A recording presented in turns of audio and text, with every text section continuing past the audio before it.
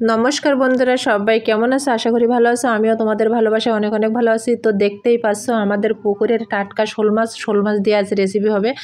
তো আমার দিদা এখন শোল মাছটা কাটছে। তো গ্রামের পুকুরের এরকম টাটকা শোল মাছের রেসিপি তো অনেক মজার হয়, তাই না? তো আমাদের পুকুর থেকে পাড়ে কিন্তু উঠছে, আর তখনই আমি ধরে ফেলছি। তো ডিমও হয়ে গেছে। এই ডিমগুলো পুকুরে থাকলেও হয়তো অনেক বাচ্চা হয়ে যেত, তো তার আগে আমি ধরে ফেললাম।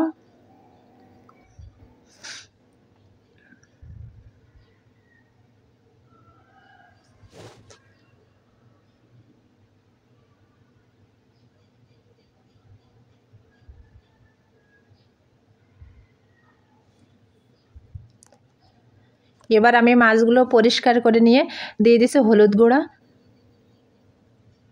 পরিমাণ মতো লবণ, ঝাল পেস্ট দিয়ে একসাথে মেখে নেব।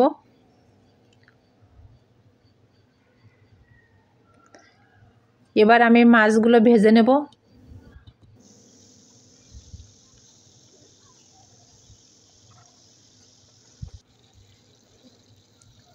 মাছগুলো ভেজে নেওয়া শেষ। এবার আমি চলে যাব রেসিপিতে। রেসিপিটা তৈরি হবে আলু দিয়ে।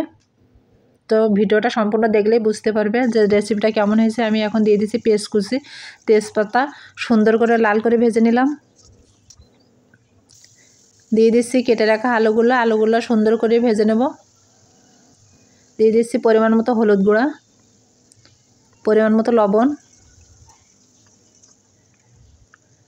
দিয়ে দেবো ঝাল পেস্ট। কিছুক্ষণের জন্য ঢেকে রাখবো। এবার আমি ঢাকনাটা উঠিয়ে দেখব আলুটা কেমন ভাজা হয়েছে। এবার দিয়ে দিচ্ছি পরিমাণ মতো জল সেদ্ধ হওয়ার জন্য, দিয়ে আমি কিছুক্ষণ ঢেকে রাখবো। ঢাকনাটা উঠিয়ে দেখব যে আলুটা সেদ্ধ হয়েছে কিনা। সেদ্ধ হয়ে গেছে। এবার আমি ভেজে রাখা মাছগুলো দিয়ে দেব।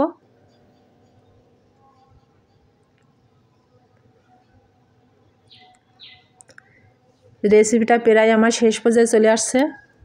তো বন্ধুরা, আমার রেসিপিটা যদি তোমাদের কাছে ভালো লেগে থাকে তাহলে আমার চ্যানেলটি সাবস্ক্রাইব করবেন, লাইক করবেন, কমেন্ট করবেন, শেয়ার করবেন। ভালো থেকো, সুস্থ থেকো, সুন্দর থেকো।